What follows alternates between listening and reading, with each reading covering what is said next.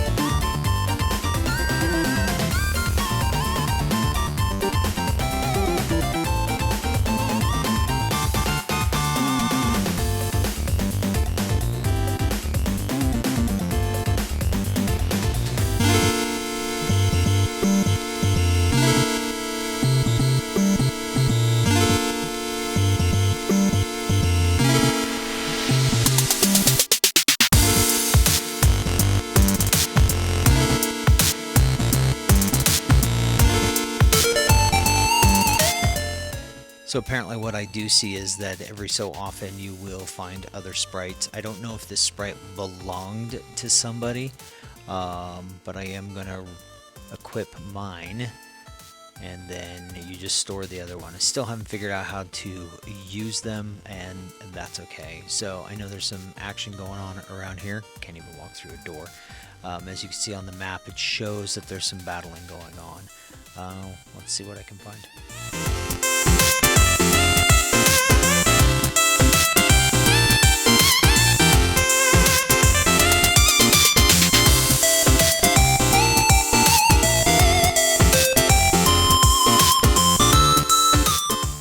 Okay, we talked earlier about this rapid slides, and here I figure out how to do it. Which, holy cow, you sure do burst across.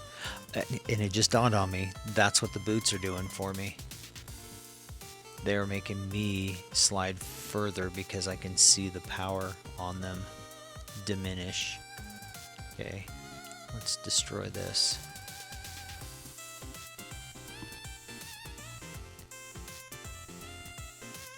Yeah, there's nothing to it. There's no one there. Just grab the loot and move on.